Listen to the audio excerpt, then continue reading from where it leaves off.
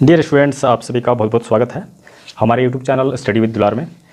तो बच्चों, यहाँ पे हमारे पास है एक्सरसाइज 3.4, ये क्लास 8 का एनसीईआरटी का ये बुक है और इस एक्सरसाइज का क्वेश्चन नंबर 2 तक कंप्लीट हो गया है और हम लोग आगे सॉल्व करेंगे। यहाँ पे क्वेश्चन नंबर 3 है और यहाँ पे एक्सप्लेन करने के लिए कह रहा है, explain how a square is. मतलब है कि यहाँ पे बतलाइए कि स्क्वायर जो है वो कैसे एक क्वाड्रिलेटरल है, एक पैरेललोग्राम है, एक रेम्बस है और एक रेक्टेंगल है, किस प्रकार से। तो जिस प्रकार से हम लोग क्वेश्चन नंबर 1 को सॉल्व किए थे, ठीक वही क्वेश्चन जो है यहाँ पे दिया हुआ है, लेकिन स्क्वायर में ही इतनी प्रॉपर्टी है कि स्क्वायर जो है एक क्वाड्रिलेटरल भी हो सकता है, पैरेललोग्राम और रेम्बस, और इन सारी चीज़ों का जो है, ये 4 चीज़ जो दिया हुआ है, इन सभी की प्रॉपर्टी स्क्वायर में अकेले है। इस तरह से ये दिया हुआ है। तो अभी जो आंसर आपको दिया हुआ है बुक में पीछे में, तो हो सकता है कि आपको उससे समझ में ना आए, या समझ में आता है तो अच्छी बात है, लेकिन अपने हिसाब से इसको समझना है। ठीक है, अपने हिसाब से समझना है। तो इसकी प्रॉपर्टी को बतला देना है और इसकी प्रॉपर्टी को बतलाते हुए इसकी प्रॉपर्टी को मैच करना है। ठीक है, क्वाड्रिलेटरल का प्रॉपर्टी बतलाना है, स्क्वायर में वो कौन सा मैच हो रहा है। तो स्क्वायर में काफ़ी सारा प्रॉपर्टी इस तरह का है। तो चलिए अभी हम लोग इसको सॉल्व करते हैं। तो ऑलरेडी मैंने इसे यहाँ पे जिस प्रकार से इसे सॉल्व किया जाएगा वो मैंने लिख के रख लिया है। ये देखिए, क्वेश्चन नंबर 3 का ये फर्स्ट में दिया हुआ है, क्वाड्रिलेटरल कैसे है। तो क्वाड्रिलेटरल कैसे है, क्वाड्रिलेटरल का प्रॉपर्टी क्या होता है। क्वाड्रिलेटरल कोई भी इस तरह से आप खींच दिए, लाइन खींच देते हैं ये, तो ये क्वाड्रिलेटरल कहा जाएगा। क्यों कहा जाएगा, इसलिए कहा जाएगा क्योंकि इसमें 4 साइड है। ये देखिए यहाँ पे 1 2 3 4 साइड है।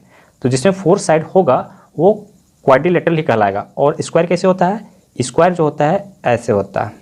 सभी साइड हालांकि इसका बराबर होता है, लेकिन 4 साइड तो होता है इसमें, 4 साइड इसमें है, तो इसीलिए ये क्वाड्रिलेटरल। इसीलिए यहाँ पे मैंने लिखा हुआ है। तो जिस हिसाब से आपको ये लैंग्वेज समझ में आता है उस हिसाब से लिख सकते हैं। मैंने लिखा है ए क्वाड्रिलेटरल हैज़ 4 साइड्स। एक क्वाड्रिलेटरल में 4 साइड होता है।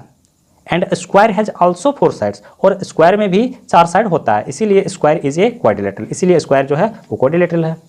ये हो गया। उसी तरह से आगे मैंने लिखा है 2 नंबर में जैसे दिया हुआ है यहाँ पे, ए पैरेललोग्राम। स्क्वायर जो है वो पैरेललोग्राम कैसे है। तो पैरेललोग्राम की प्रॉपर्टी को पहले बतलाना है और फिर बतलाना है कि स्क्वायर में भी वही प्रॉपर्टी होती है। ठीक है, तो यहाँ पे मैंने लिखा है पैरेललोग्राम कैसे होता है। देखिए, पैरेललोग्राम जो होता है वो इस तरह से होता है, ये तिरछा होता है, ऐसे होता है और ये ऐसे होता है। ठीक है, ये पैरेललोग्राम हो गया। तो पैरेललोग्राम में क्या प्रॉपर्टी है, देखिए यहाँ पे मैंने लिखा opposite sides of a parallelogram are equal. Opposite sides ये इसके इक्वल है, और ये यहाँ पे 3 दे देते हैं, इसके इक्वल है। ठीक है, ये इसके इक्वल है, ये इसके इक्वल है, आर इक्वल एंड पैरेलल। तो इक्वल है और पैरेलल भी है। And opposite sides of a square are also equal and parallel. और स्क्वायर का जो अपोजिट साइड्स है, मतलब ये इसके इक्वल है, ये इसके इक्वल है, ये इसके इक्वल है, ये इसके इक्वल है। अपोजिट साइड्स तो इसमें भी इक्वल है और पैरेलल भी है। तो इसीलिए sides of a square are also equal and parallel. इसीलिए मतलब so square is a parallelogram. इसीलिए ये प्रॉपर्टी मैच कर रहा है, इसीलिए ये पैरेललोग्राम है स्क्वायर। नेक्स्ट में दिया हुआ है रेम्बस कैसे है। एक स्क्वायर जो है वो रेम्बस कैसे है। तो रेम्बस जो है उसमें क्या प्रॉपर्टी होता है, रेम्बस कैसे बनता है। रेम्बस इस तरह से थोड़ा तिरछा रहता है और सभी साइड इसका इक्वल होता है। तो यहाँ पे मैंने लिखा है 4 साइड्स ऑफ ए रेम्बस। रेम्बस का चारों साइड जो है आर इक्वल एंड 4 साइड्स, हाँ ठीक है, इसका 4 साइड्स जो है इक्वल है।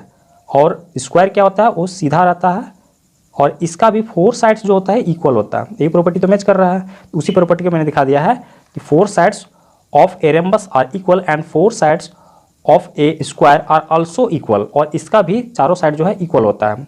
इसीलिए so square is a rhombus. Complete हो गया। और नेक्स्ट में देखिए, इसको उसी तरह से समझना है। 1 नंबर का क्वेश्चन अगर आपको समझ में आ गया तो समझिए कि आपको ये क्वेश्चन भी समझ में आ जाएगा। यहाँ पे नेक्स्ट में लिखा हुआ है कि एक स्क्वायर जो है वो रेक्टेंगल कैसे है। तो यहाँ पे जैसे कि रेक्टेंगल जो होता है वो इस तरह से होता है, ये हो गया, ये हो गया। ठीक है, और स्क्वायर जो होता है वो इस तरह से होता है, इसका चारों साइड इक्वल होता है और इसका जो अपोजिट साइड्स इक्वल होता है, ये अपोजिट साइड्स इक्वल होता है। ठीक है, इक्वल एंड पैरेलल होता है। तो यहाँ पे मैंने लिखा है opposite sides of a rectangle. Opposite sides of a rectangle are equal होता है एंड 4 एंगल्स आर 90 डिग्री, और चारों एंगल्स जो होता है ये 90 डिग्री होता है। दो प्रॉपर्टी मैंने इसका बतला दिया है जो कि वो दोनों प्रॉपर्टी इसके साथ मैच कर रहा है। 90 degree and opposite sides of a square are equal, तो अपोजिट साइड्स ऑफ स्क्वायर जो है ये इसका भी इक्वल है, अपोजिट, ये इसके इक्वल है, ये इसकी इक्वल है। And 4 angles are also 90 degree, 4 angles, इसका भी एंगल्स जो है वो 90 डिग्री का है। तो ये प्रॉपर्टी मैच कर रहा है। इसके अलावा यहाँ पैरेलल भी लिख सकते थे लेकिन ज़्यादा लंबा हो जाएगा, तो कई सारा प्रॉपर्टी मैच कर रहा है, इतना बतला देने से काफ़ी है। सो स्क्वायर इज ए रेक्टेंगल, इसीलिए स्क्वायर जो है उसको एक रेक्टेंगल कहा जा सकता है और रेक्टेंगल का प्रॉपर्टी उसमें है। कंप्लीट हो गया क्वेश्चन नंबर 3। नेक्स्ट क्वेश्चन लेते हैं।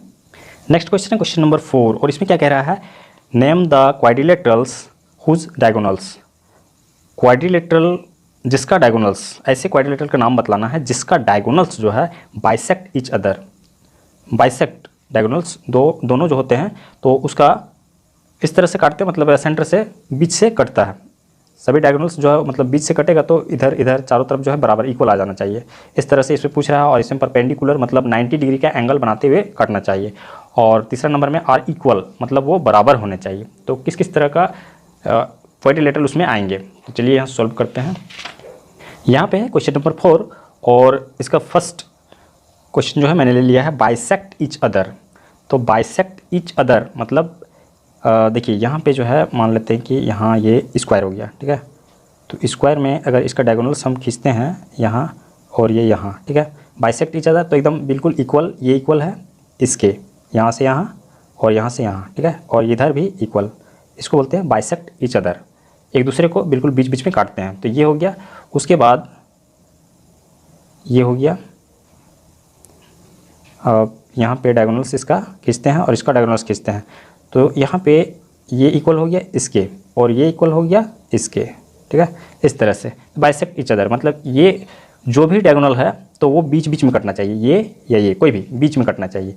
2 हो गया। उसके बाद जो है अगर हम रेम्बस ले लेते हैं तो इसमें क्या होगा, एक छोटा एक बड़ा होता है, इसका डायगोनल्स ये और इसका डायगोनल्स ये, लेकिन ये जो है ये इक्वल है, एक ही डायगोनल्स का ये आधा पार्ट जो है इसका इक्वल यहाँ पे है और इसका इक्वल ये है, ठीक है, इक्वल हो गया। और इसके अलावा अगर हम ले लेते हैं रेम्बस नहीं पैरेललोग्राम ले लेते हैं तो उसमें भी क्या होता है, उसमें भी इक्वल कटता है। ये हो गया डायगोनल्स और ये हो गया डायगोनल्स। तो इसमें क्या हो गया, ये डायगोनल्स जो है ये पॉइंट जो है इसका इक्वल हो गया, यहाँ से यहाँ इक्वल और यहाँ से यहाँ इक्वल।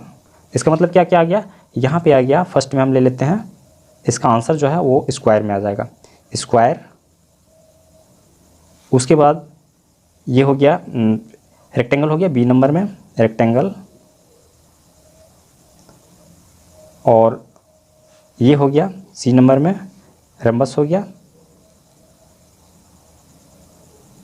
और लास्ट में जो हो गया डी नंबर में इसका आ जाएगा पैरेललोग्राम, पैरेललोग्राम। ये चारों इसका आंसर आ जाएगा। उसके बाद नेक्स्ट में जो दिया हुआ है वो क्या है, नेक्स्ट में कह रहा है कि आर परपेंडिकुलर, ये जो डायगोनल्स जो है वो परपेंडिकुलर होने चाहिए, ऐसे क्वाड्रिलेटरल के नाम लिखने हैं।